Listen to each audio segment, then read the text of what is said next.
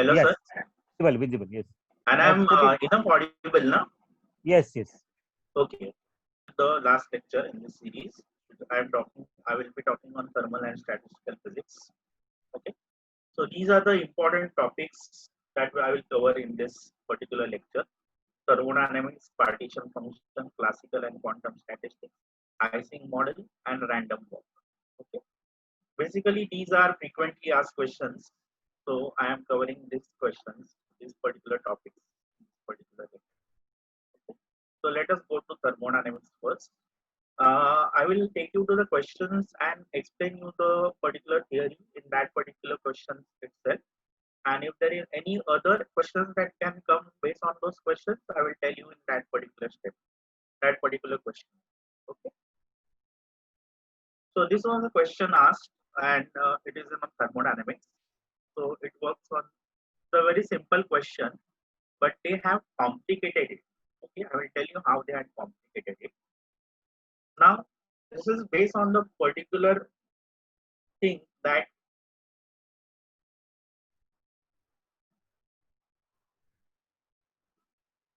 okay, this is based on the particular principle that heat loss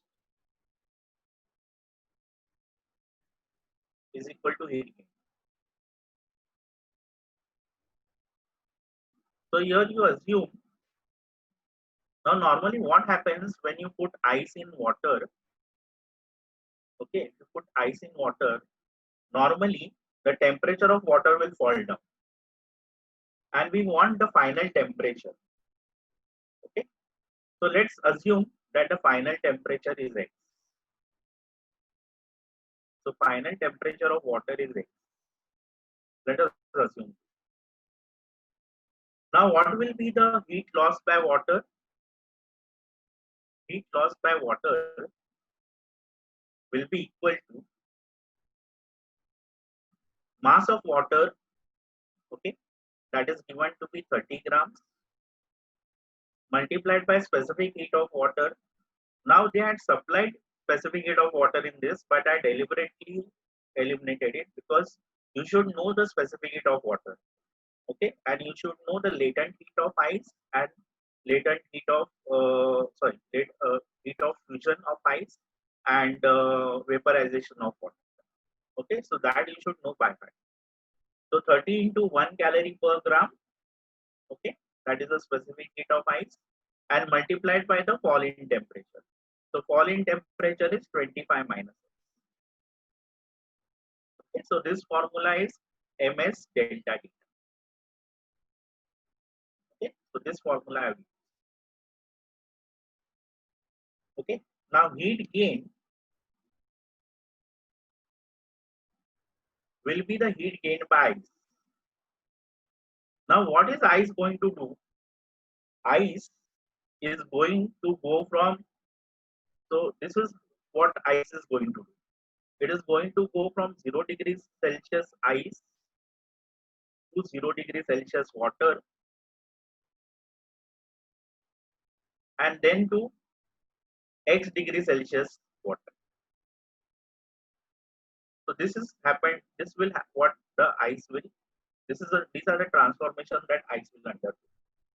So in this case, okay, the heat gain will be equal to mass into latent heat because there is a fusion process.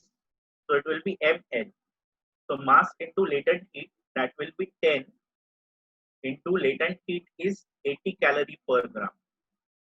Okay, so this is the ml contribution and plus the increase in temperature contribution, which is ms delta theta.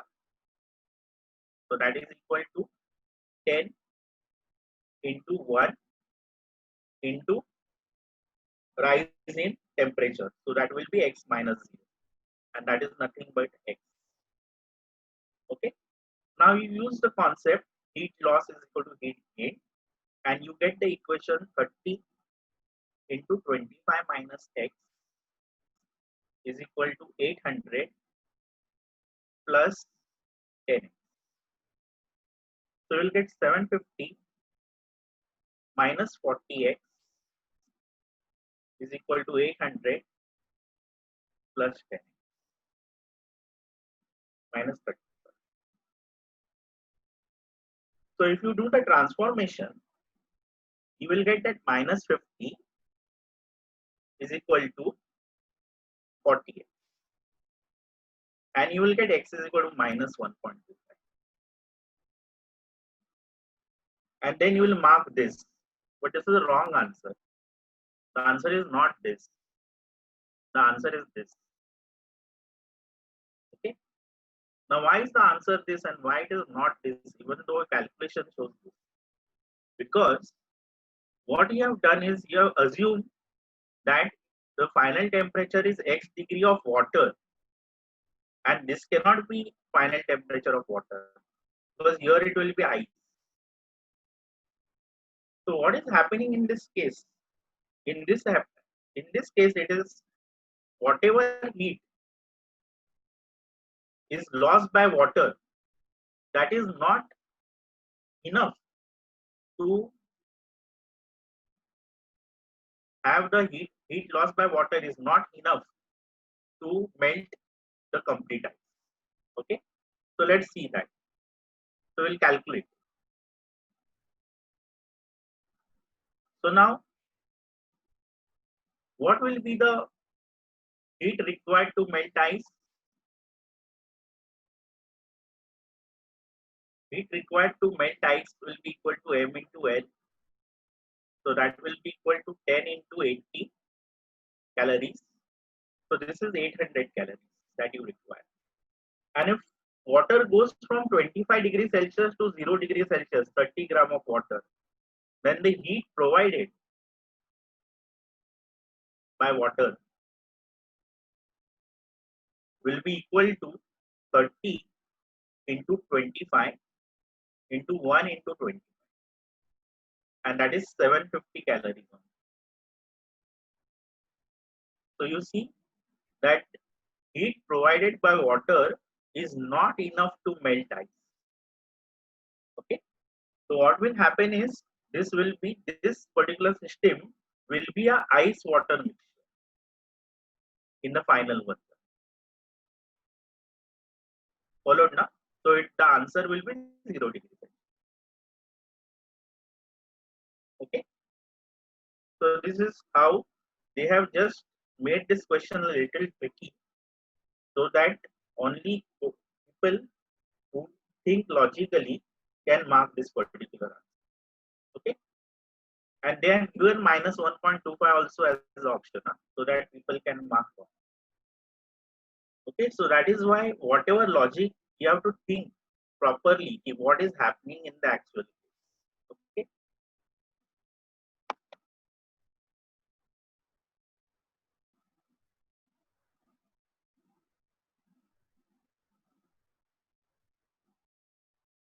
Okay. Let me then go to the next problem.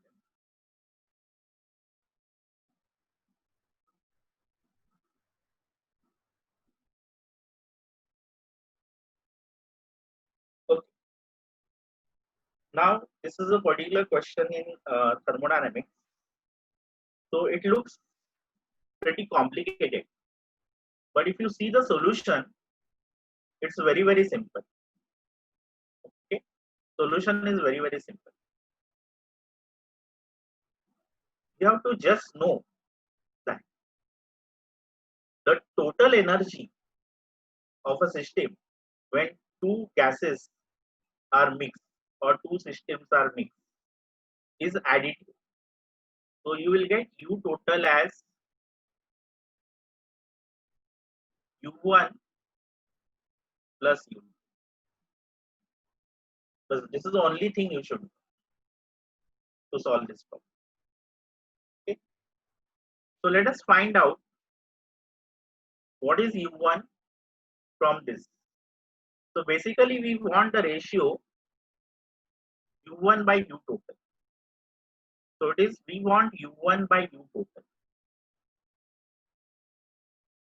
So basically we need the ratio U1 upon U1 plus U. Okay. Now see here from this you can find out what is U1 after rearrangement. And if you rearrange, you will get U1 as 3 by 2 R N1 and T1. Down also it is same, 3 by 2 R N1 T1. And now U2, you can find from this particular question. There is a printing mistake here. I'm very sorry. There is a equal to sign. Okay, so that is a printing mistake. So what will happen if you rearrange? You will get this equal to 5 by 2 R N2 and T. Okay, so that will be the. Now R is everywhere. You can cut it off. यहाँ पे भी R है. I have not written. So it can cut. And now you want this particular ratio at equilibrium when they attain equilibrium. So what will happen at equilibrium? Your T1 will be equal to T2. So you can cut this T1 also and T2 and you will get U1 by U total is equal to 3 by 2 N1 upon 3 by 2 N1 plus, you can cut 5 also, 5 by 2 N. You can cut this 2 and then the answer will be this. So B is the correct option. So see, this problem look complicated, but you see this only we had used this particular formula that total is additive and we got the answer. Okay. So net questions are like this, net or any particular, the problem looks dangerous or very difficult to solve. So that is why I advise you that when you read the paper, you read it very carefully because it may be that the problem is very, very easy, even though it looks complicated. Okay. So don't get frightened by the problem. Just read it and you will know that if you know the particular formulas, you will get the answer. And everything is mathematics. And let me tell you, thermodynamics and statistics, a lot of the problem are just mathematics only. It is nothing but mathematics applied to molecules and atoms. Molecules. Okay, statistical mechanics. Okay, let us go to the third problem. This is based on a Carnot cycle, and mind you, very easy problems are also asked in NETA. So that is one more advice is there to students, that basically when you are studying for a competitive exam, okay, what you do is you study 3-4 topics thoroughly, but then leave 1 month to go over all the topics. Okay, 1 month to go over all the topics and at least learn some easy problems in those. The reason is because when you see previous year's papers, you will see that some topics had very easy questions, and you never know which topic had very easy questions. Followed, no? So that is why, and you see the passing percentage, or if you want to clear net and all, it is roughly 50%, 50, 60, 70. I don't think 70%, 140 out of 200 net has gone. Okay, so it is hardly, I think 60%. So you need not solve all the problems, but you have to basically improve your strike rate. So it is like a batsman who is playing. Okay, your only thing is that you have, even if you get bowled or caught, you are allowed to play for 3 hours. But only thing is you get penalized, that your runs becomes less if you are bowled or caught. So that is what we have to do. We have to wait. Whatever difficult balls are there, you can avoid them and whatever balls are very easy, you can go for 4 and 6. So this is what you have to do in a competitive exam. But if you are not aware of those particular simple questions, then you won't be able to solve it. So that is why my request to you is you should study all the particular syllabus, at least the easy topics you study from the syllabus which you have not covered. Okay. Now, in this, like I will give an example in December 2019 net question. A very simple question on Carnot cycle was asked, where we have to use only Q1 by Q2 is equal to T1 by T2, and this is basic SY BSc physics only, and they are given Q1 and Q2 and T1 or T2 they have given and then asked T1. So it was a very simple question. Understood now? So this is the type of questions you can, so very easy questions you can get on any topic. So that is why I I will advise you not to leave any topic. Just do the easy part of in that particular. If you are not capable of doing everything. Okay. Okay. Now, Carnot cycle will operate at a heat engine between two bodies of equal heat capacity until the temperature becomes equal. So this is a Carnot engine. From the left hand side, you can have other source. So this is a source. And the right hand side, you can have a sink. Now source, let the temperature of source be T1 and let the temperature of sink be T2. Okay. What we have to do is, after taking T1 heat and giving T2 to the sink, this Carnot engine will attain a temperature, a final temperature. Let that particular engine be final temperature be Tf. Okay. So in this case, what will happen is there will be heat lost by the source.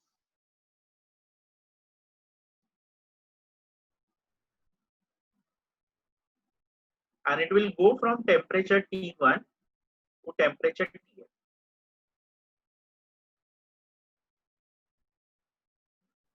Okay. Then there will be heat gained by the sink.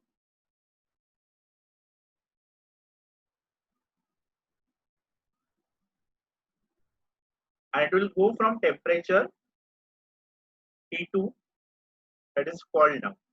Sorry, rise in temperature. This will fall down and this will rise in temperature. T1, T2 to Tf. Okay. Now, what is our definition of entropy? Here we have to use the concept that Carnot cycle is an ideal cycle and a reversible cycle. So this is very important. Carnot cycle is a reversible cycle, and hence the total change in entropy delta S should be equal to 0. Okay. So this is the thing we have to use. And what is your delta S? Delta S is nothing but delta S1, that is the entropy of the sink, change in entropy of the sink, plus source, plus delta S2, which is change in entropy of the sink. Okay. Now, what is the formula of this? This is the formula of ds. Ds is always very easy. It is equal to dq by t. This is the formula of ds. This is always the basic formula of ds. And you can derive all the other formulas based on this formula. Okay. Now, what is happening is, if you go on this calculations, then the total delta S1 will be equal to integral of dq by t, and this dq, as it is the heat supplied, you can take it as the specific heat capacity multiplied by the change in temperature T. Okay, so that will be dq, and they have given two bodies of equal heat capacity. So we have taken the heat capacity as C. Okay, so here C1 and C2 is same. So it will be, and the temperature, the limits here are, it is going from T1, this is for the source, it is going from T1 to Tn. So we will get C ln of Ef if you solve the integral Ef by T1. So similarly, if you do delta S2, okay, you can check and it will be C ln of Ef by T. Now let us use this formula and this is equal to 0. So you will get C ln of Ef by T1 plus C ln of Ef by T2 is equal to 0. So if you do this, you will get C, so you can omit because there is a 0 on the right hand side, and you will get ln of Ef square upon T1 T2 is equal to 0. Here I have used the formula log of A plus log of B log of A. And whose log is 0? 1. When this particular thing is 1, then log of 1 is 0. Okay, so if this quantity is to be 1, Tf square should be equal to T1 T2. So Tf should be root of T1 T2. And that is why C is the right answer. Okay. So this is what they have asked in one paper, and you can get the answer by a very simple technique that Carnot cycle is a reversible cycle and the change in entropy is 0 in the Carnot cycle. Okay. Now let us go to the next question.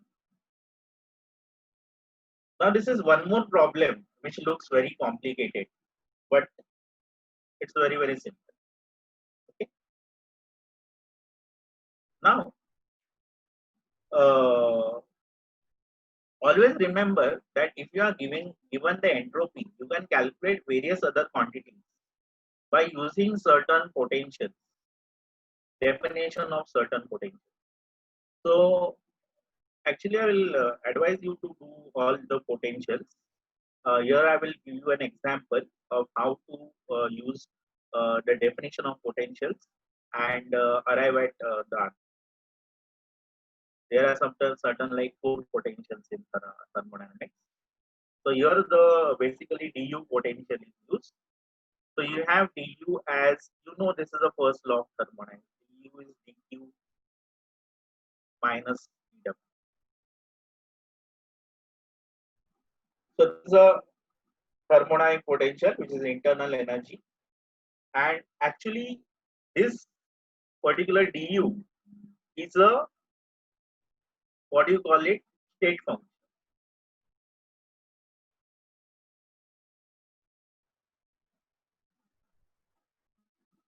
It's a state function, but this is not a state function, and this is also not a state.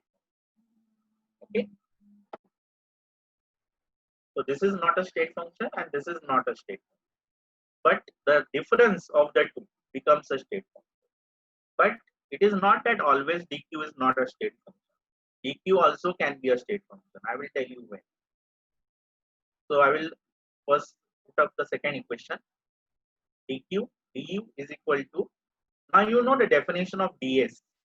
ds is equal to dq by t. So therefore dq will be tds. So you can put tds here, and then dw is pdv, work done.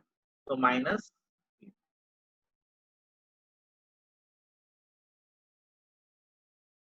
Here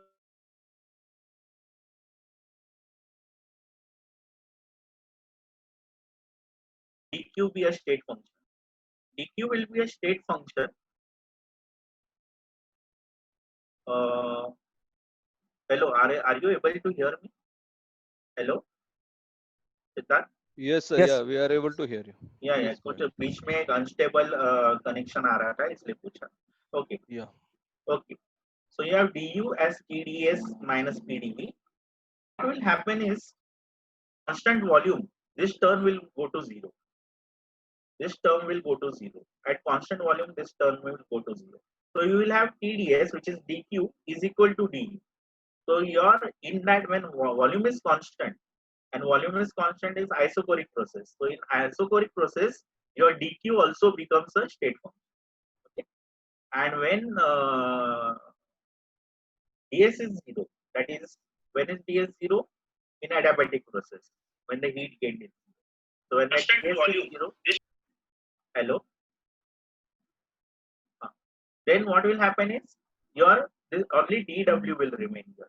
So dw will be equal to minus du, and even though it is minus du, it will be a state function. So du is state one minus du also. So in that case, this dq also will be a state function. Okay. So sometimes dq and dw also can be state functions depending on the condition. Now, how to find out various other quantities from this? Now, let's say we take v to be constant. Then you will have du by ds. So you can write this as a partial differential equation.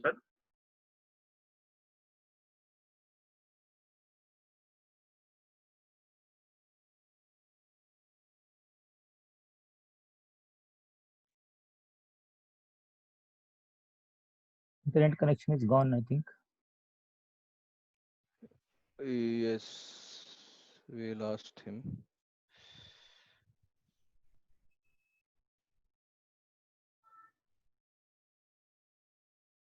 By Daba U, I will calculate here. And we have to calculate Daba S by Daba U. And we have to take V constant. Madkekar sir, we missed your explanation from the start of this line because of some internet issue. When you were writing down du by ds, basically, from that point. Okay. Yeah. Okay. Okay. Okay, basically. So I will explain this. Now, see, this du is TDS minus TDV. So when we take volume constant, this term will go away and you will get du is equal to TDS. So you can write du by ds is equal to T. So this as volume is constant, you can write this in partial differential equation as Daba U by Daba S at constant volume is equal to T. Okay. So we get T. But then here S is given in terms of T. So that is why we will take the reciprocal of this and then Daba S by Daba U at constant volume will be 1 by. Now I can calculate this Daba S by Daba U from this particular S value given, and you see that volume is constant. So this C V raised to 1 by 4 will come out. So you can take C V raised to 1 by 4 out, and then the derivative of 3 U raised to 3 by 4. So that will be 3 by 4. Okay, so that 3 by 4 will come here. Okay, and you will get U raised to minus 3 by 4 as the derivative. Okay, so that is why T will become the reciprocal of this. So reciprocal of this is nothing but 4 by 3 C. Okay, and it will be U raised to 3 by 4 upon V raised to 1 by 4. Okay, so this will be. Now next thing is when your entropy is constant. So when entropy is constant, what will happen is this term will go and you will get your pressure term as minus W by W at constant entropy. Okay, so you can have P also, and you take one.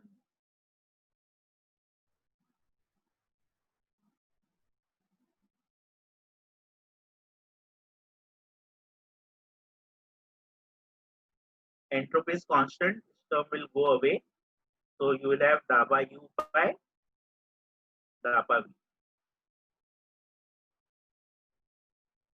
No, sorry, not this. You have to take U constant. Okay. So when U is constant, this term will go away. Okay. And you will get TDS is equal to TDV. And then you can write Daba S by Daba V. Okay. At constant U is equal to dabba S by dabba V at constant is equal to P by T. Please check. If you take U constant and transfer these terms, you will get ds by dv is equal to P by T. Okay. Now let us find out dabba S by dabba V at constant U. U is constant. So C U raised to 3 by 4 will come out. And then it is derivative of S with respect to V. So derivative of V with respect to V of V raised to 1 by 4. It is 1 by 4 V raised to minus 3 by. So that becomes P by T is equal to C U raised to 3 by 4. Then 3 by 4 you can write and V raised to 3 by. Okay. Now let us calculate this G. So G will be equal to U. Now U is so U will keep as it is. Then minus T. What is T? T we have done here. It is 4 by 3C.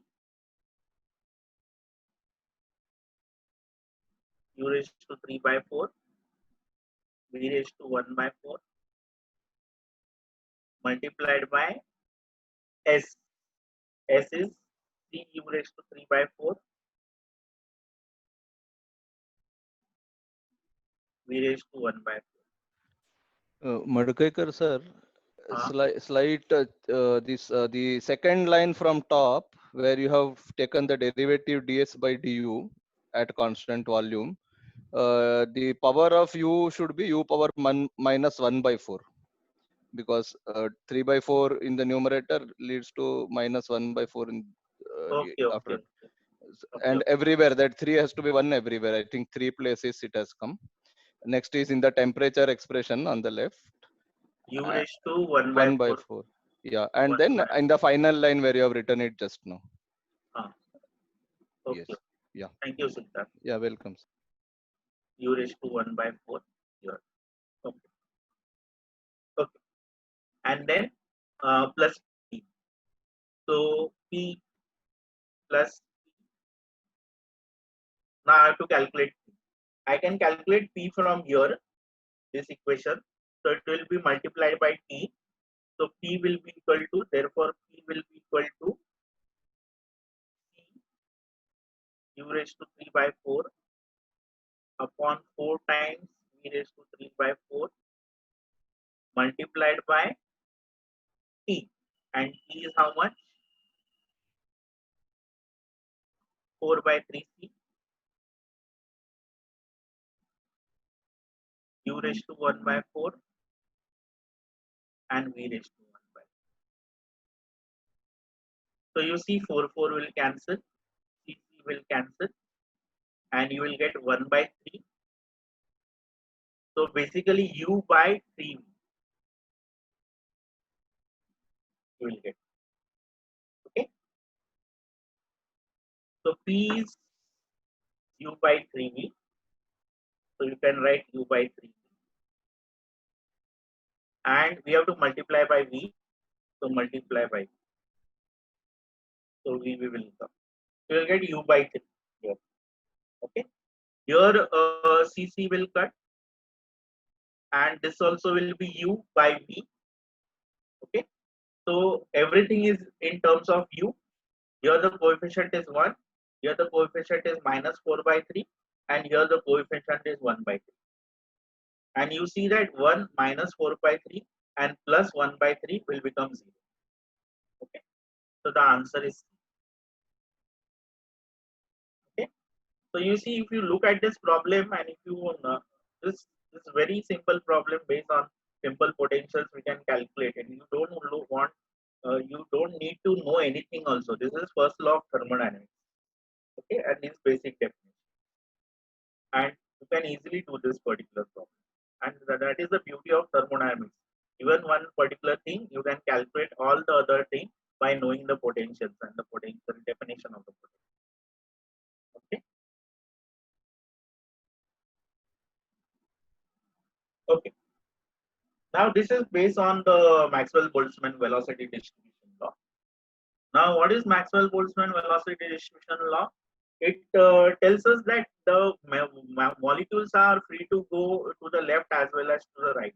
So, if you calculate the mean value of Vx, that should be equal to 0, because whatever are going to the left will be considered negative and whatever going to the right will be considered as positive. As there is no preferred direction, it will be equal to. So, your Vy also will be equal to 0 and your Vx also will be equal to Z also. Okay, so this is the basic thing of this thing. Then Vx square, Vy square, and Vz square. What can you do about them? So Vx square, Vy square, and Vz square. You can use the formula of root mean square velocity, RMS velocity.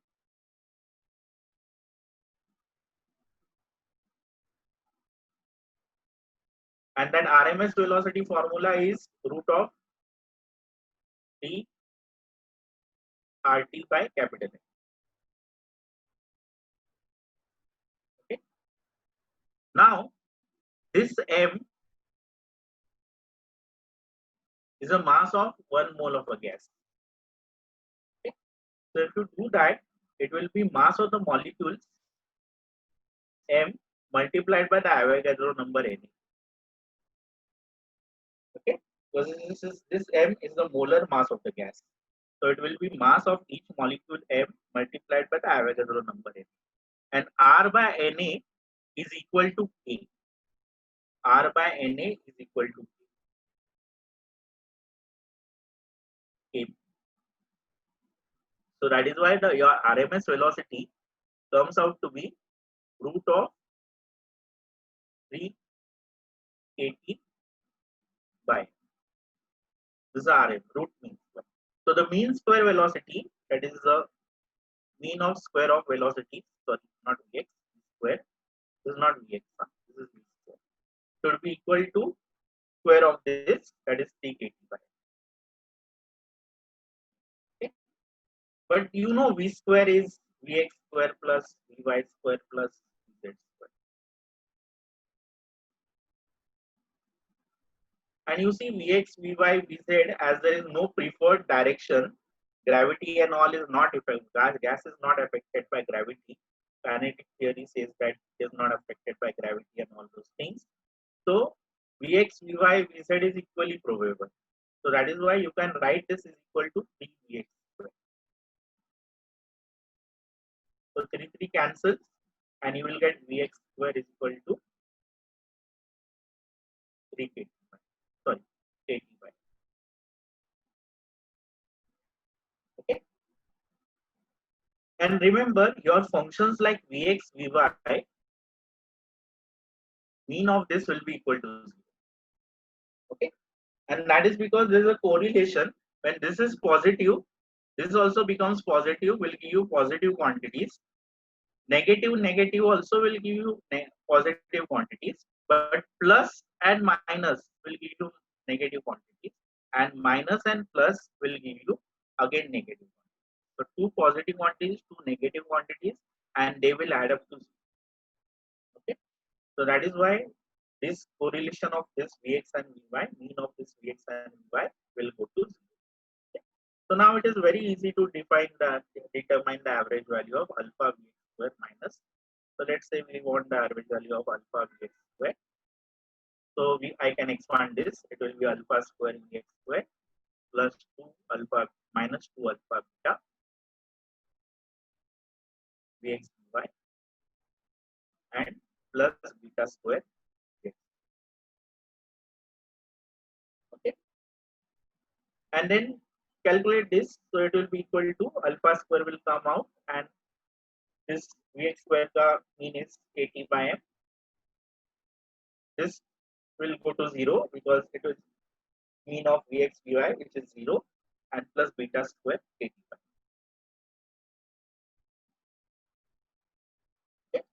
So the answer will be alpha square plus beta square 85.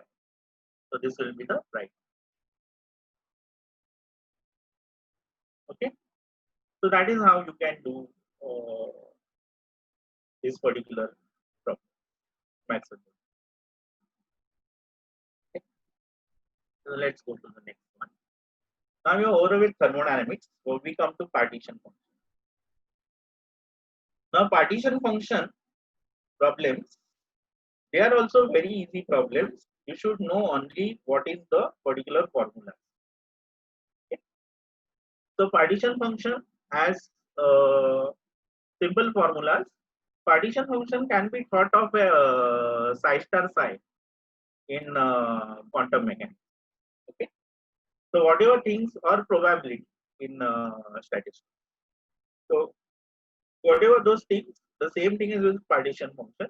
Partition function z is defined as summation of e raised to minus beta epsilon I, where summation is over this energy. So whatever energies are available for a system, you go do summation of e raised to minus beta epsilon I, and you will get the partition. Okay. Probability that you need at a particular temperature, so the system has less energy than this thing, will be this particular thing will be down. Okay. So that is the same as saying that what is the probability that the particle in a one-dimensional box will be found from x is equal to some point to x is equal to some other point, A2. Okay. So same way here also. So you can define this particular probability as summation of e raised to minus beta epsilon I,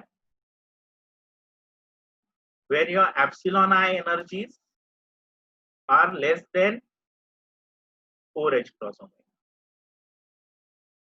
1. Okay. And divided by summation of e raised to minus beta. And here this is a partition function. There is no restriction. So here you can just straight away say that this is z.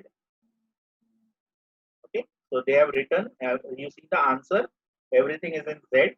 So this is the partition. Okay. So you can straight away it is z.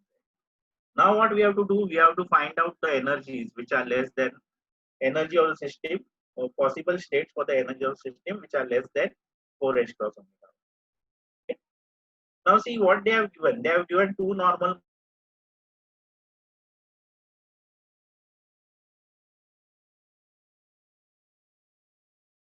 oscillator. Okay. So what will be the epsilon energy for the two-dimensional oscillator?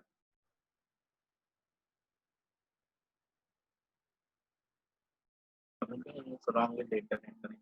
Siddharth, did I miss? Yeah, sir, we have missed you since you underlined the two normal modes in the means it was breaking up since then. So if the connection is stable, then we can continue. Did I miss anything? Did you miss anything, Siddharth? Yeah, when you underlined the two normal modes at the top and when you related that to a two-dimensional oscillator, that part was missed. So can you like repeat that? Okay. Now see, they have given two normal modes of vibration with frequencies omega 1 and omega 2. So as they have given two normal modes of vibration, what you do is you easily come to know that this is a two-dimensional harmonic oscillator. Okay. And what is the energy of a two-dimensional oscillator? It is nothing but n1 plus half h cross omega 1 plus n2 plus half h cross omega 2, but omega 2 is given as 2 omega 1. So it's substitute 2 omega 1. Okay. Now let us make a table where we have n1 and n2, combinations of n1 and n2, and this epsilon energy is equal to. So let us make a table. Okay. Now we want energies which are less than 4h cross omega 1. Okay, and n1 0 and n2 0 is allowed in a harmonic oscillator. You know that. So let us start with 0 0. Okay. So we start with 0 0. You will get half h cross omega 1, and here you will get half into 2, which is 1 h cross omega 1. So 1 h cross omega 1 and half h cross omega 1 will become 1.5 h cross omega. Okay. Then you try with 0, 1. Okay. So 0, 1 will give you half h cross omega 1 and 1 will give you 3 by 2 into 2. 3 by 2 into 2 will give you 3 and 3 plus half, that is 3 and a half. So you will get 3.5 h cross omega. Then you can do 1 comma 0, and if you try from 1 comma 0 you will get 3 by 2 here, okay, and 1 here. 3 by 2 and 1, that is 1.5 and 1, so 2.5 h cross omega. Okay. And then if you do 1 1, you will see that it goes out, means it is greater than 4 h cross omega 1. We want energies less than h cross 4 h cross omega 1. So if you do 1 1, you will get 3 by 2 here, and this is also 3 by 2 but twice, so it will be 3, and 3 plus 3 by 2 is 4.5, so that is greater than 4 h cross omega 1. So you will not take this, that 1 comma 1, but 2 comma 0 is one more candidate. Okay. If you take 2 comma 0, you'll get 2.5 here, and 0 is here, that will give 1, and 2.5 plus 1 is 3.5. So you see this 3.5 h cross omega 1 energy is doubly generated. Okay. So we have two energies with the same. Okay. So your above function, this summation function, will come as, so I'm just writing the above function, and z is common to all. So we just want to verify which is the above function. So you can see it is, and it is x raised to e raised to minus beta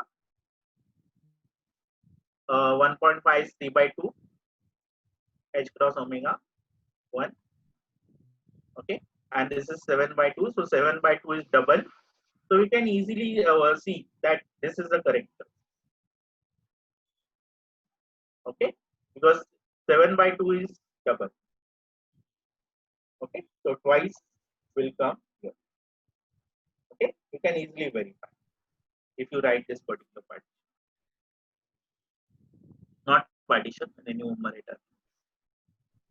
Okay, so I hope everybody has followed. Okay, so I will go to the next problem. This is also very similar problem, same type. I am just giving this problem because the further mathematics is somewhat different, which you normally don't learn in MS. We are not used to tanh and cottage functions so much as engineering people are used to. Okay, but tanh is definition is very simple. Tanh definition is tan h of x is e raised to x plus e raised to minus, or minus e raised to minus x upon e raised to x plus e raised to minus. So I will just give a brief idea of this. I won't solve this, and you can easily guess that this is a solution. Not guess, you can work out that this is a solution. So the average energy epsilon, now average of anything, it is same like the quantum mechanics average, you can say, and you can write, only thing is you take the partition function. So it is summation of epsilon into e raised to minus beta epsilon, and summation of e raised to minus. This is something like the same, similar to quantum mechanics. And then you can do the calculations and see this. This is very simple. You can put 0 into e raised to minus beta into 0 and plus all those things, and the partition function also. And then you will have to work out with the mathematics. So work out with the mathematics.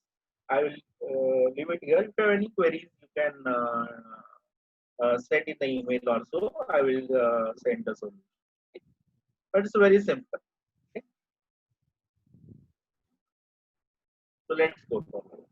This is classical and quantum statistics. I have taken this problem because mostly don't use formulas. Use your common logic. For example, this is three identical spin fermions, and they are you have to distribute into non-degenerate distinct levels. So you know that the energy levels are like this, and you know what is the property of spin-half fermions. Spin-half fermions only two can exist in a particular state, and if they exist, two maximum two can exist, and if one spin is up, the other has to be down. Okay, so this is the condition. Only two can exist in a particular state, okay, or one, and maximum is two, and one spin is up, one is down. So you can easily see three identical spin half particles are there, and see they are indistinguishable. So you have to take them as A, and A. Okay, and whatever spin is up, you can show like this for that and those. Okay, so what is the distribution? The most, let's say that spin up has the lowest energy. So lowest energy for this will be ground state will be like. So this is the first configuration.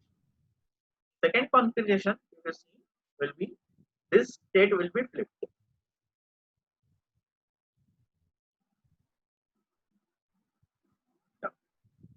Okay, and the third one will be only one up and two in the upper state. So this will be a higher energy one. Okay, and the next one will be this down, this up. So you can check that this is the only, and that is why the answer is followed now. So this is a thing. And so this is a very simple technique of distributing. Suppose if you want to distribute four boson in two energy levels, then you can make the use of zero in the first level box bracket method, and then four in the next level, because boson any number can go in this. Then one in this and three in this, and so on, and then two in this and two in this, and so on, and three and one and four and you will see there are total is 5. Understood? No? So instead of using particular remembering formulas, you can easily do. Like I don't tell you not to remember formula. Remember the formula, but simple things like this you can easily work out all the logic and then find out what is the number of distribution in this particular. Okay. Now Ising model. Ising model is a particular advanced level topic in net. Okay, but it is a very easy problem, and mostly they give the interaction. But even if they don't give the interaction, I will tell you how to write the interaction. See, the interaction, the energy levels are always given by, in any Ising model problem, are given by plus or minus j, and they will tell you what is the interaction. If the j is the interaction, it is plus j. If minus j is the interaction, it is minus. Okay, so it will tell you what is the interaction, and summation of SIS, where I is not equal to. Okay, so if the interaction is plus j and you have three particles, okay, it will be equal to epsilon will be equal to j and bracket s1 s2 plus s2 s3 plus s1. So this is the total. Okay, so mostly they will give, but if they don't give, you can write the particular interaction energy. Okay, now what are the values taken? So now let us go. This is only two particle problem. So let us see what is S1 and what is S2 can take.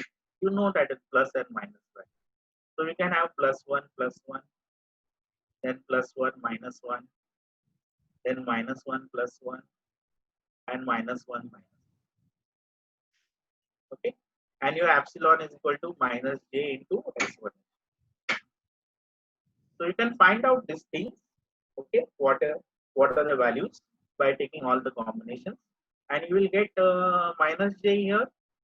Then this will be plus j, this will be plus j, and this will be minus.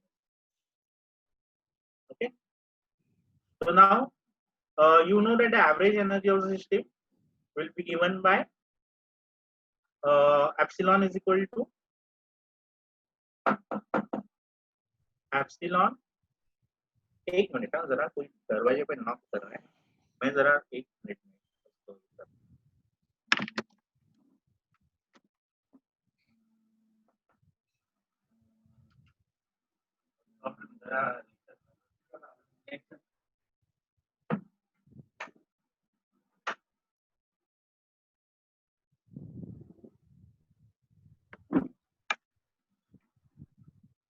okay. Hello. Yes, sir. Please go ahead. Siddharth, is time running out? We are slightly behind time, but you can go on for another 5 minutes or so. Okay, No okay. problem. So I will leave this problem and an exercise. It's a very easy problem. Okay, you can do further. Okay, just the average energy calculation. It is there. It is summation of epsilon e raised to minus beta epsilon I and divided by summation of e raised to minus beta. And these are the particular values of epsilon. You just substitute in this and calculate this energy level, and you will get the answer. I think the answer is minus j square. Okay, so you can get the answer. It's very simple. Okay. Because I have to cover random walk, and that will require some 5 minutes. Okay, so let us go to random walk. Now, random walk is also a particular advanced topic in net, but it's a very simple topic. Random walk can be in dimensions, so it can be 1 dimension, it can be 2 dimension, it can be 3 dimension. 3 dimension basically they don't ask, but 1 dimension and 2 dimension. What is a random walk? Random walk is, suppose you have a particular 1 dimension and the particular walker is at point T. Then either you can go to the left or go to the right. So that is a random walk in 2 dimensions. Okay. So number of ways you can go at from a particular point is 2. Okay. And they use the probability application that if you can do one thing in m ways and another thing in n ways, you can do the total thing in m into n. Okay. I'll use the annotations here because okay. So now this basically is a random walk problem. And see here, if you are taking 2 steps, so if you are taking 2 steps in this particular thing, then what is the number of ways you can take the 2 steps? So 1 step you can take in 2 ways, because you can go to the left or to the right, and the next step also you can take in 2 ways. So 2 into 2 is 4. So you can take 4 steps, 4 ways. In the 4 ways you can take the 2 steps. Understood? And then if they ask you what is the probability that in those 2 steps you will return to the original position. So original position is only you will go like this and come back. That is one way. And you will go like this and come back. That is 2 ways. So 2 out of 4. So probability is half. Understood? No? So this is how is random. So they are very simple. And if you have a square lattice like this, then at one point you have 4 ways of going. Okay, here. Okay, and then other point also you have 4 ways. So if you are taking 2 steps, it is 4 into 4 into. Okay, they had asked once a very simple problem of random walk where they had given some hexagon like structure. So this is a hexagon like structure they have given, and 6 triangles.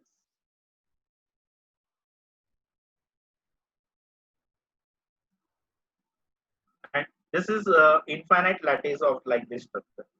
So at one point, and they had asked in how many ways, what is the probability that you can return to the original position.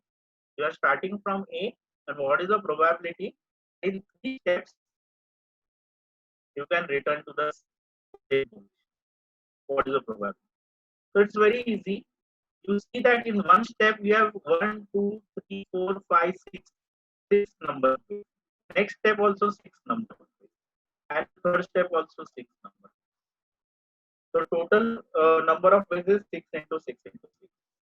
Now we want to return to the same position in 3 steps. So how will you do? You can go like this, you can go like this, and you can go like this. So that is one way. Okay.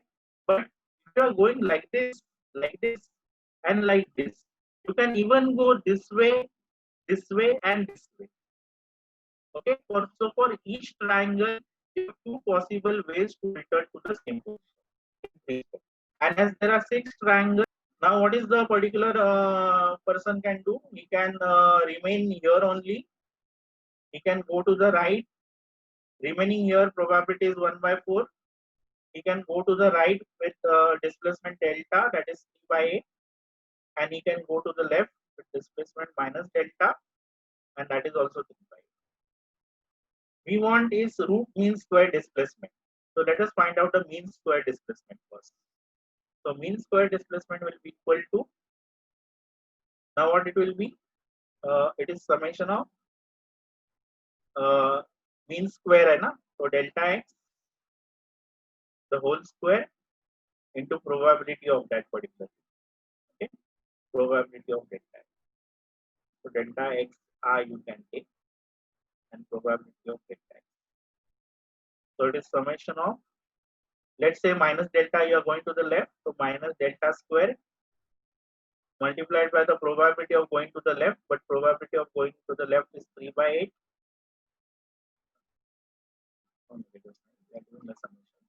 And plus 0 into 1 by 4, that is of remaining there, and plus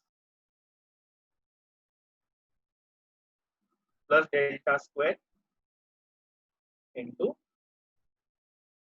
3 by 8. So you see the total is 3 by 6 by 8, and 6 by 8 is 3 by 4. So you will get 3 by 4 delta square. This is mean square displacement for one step. So you see for n step, it will be 3 by 4 delta square multiplied by n. So this is the mean for n step. Okay. And then you can calculate the root mean. The root mean will be square root of this. So answer will be 3 by 4. Delta will come out and n up. And this will be the answer. Okay.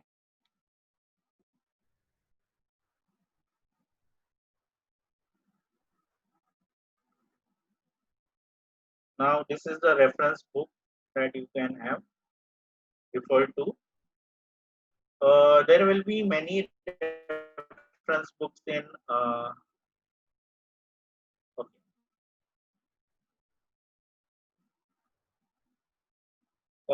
There are many reference books on statistical physics, but basically I am talking about the books which I have referred and I have gained my knowledge from this. Okay. Baki any reference book used doesn't matter, but what you should do is you should solve problems and just don't just study the theory. You solve problems, and by solving problems also only you will know the theory. Okay, so that's it. Okay, over to you, Siddha. Thank you. We take some questions. Okay.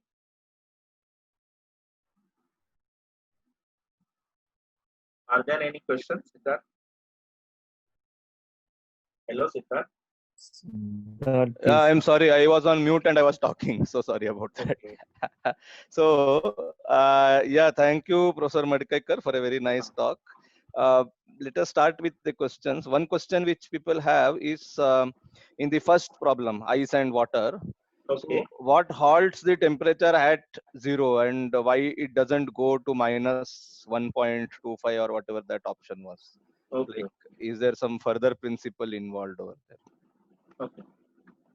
Because mathematically both are like even 1.25 is correct. So what goes wrong physically which prevents that from happening? Something of this kind, I suppose, is the question. Here in this first question, what is happening is there is no question of going to minus 1.5, because see that if you mix a cold body with a hot body, you will get a temperature in between. So that everybody knows. Followed now. So by that logic, that minus 1.25 is not valid only. That argument itself is not valid. But it's very simple. That logical explanation is there. Whenever you mix a cold body with a hot body, the temperature is in between them. So that is the logic by which when you mathematically come to minus 1.25, you realize that it's not the right answer. It is But not the right how do you zero in on 0 then, not one of the other options? Okay, 0, because what is happening is here it is the principle of heat loss and heat gain. So the what is happening is, if you want to make all the particular 0 degrees Celsius ice to go to 0 degrees Celsius water and then further increase the temperature, you will need more calories of heat. So that is not being happening. So ice will be in water, ice and water will be in a mixture state, and ice will be melting in that. So that is 0 degrees Celsius. Thank you, sir. I do not think there are any other questions. At least nothing has come on the chat. So I am sure that if the students need any further clarification, they would be contacting you directly by email or so.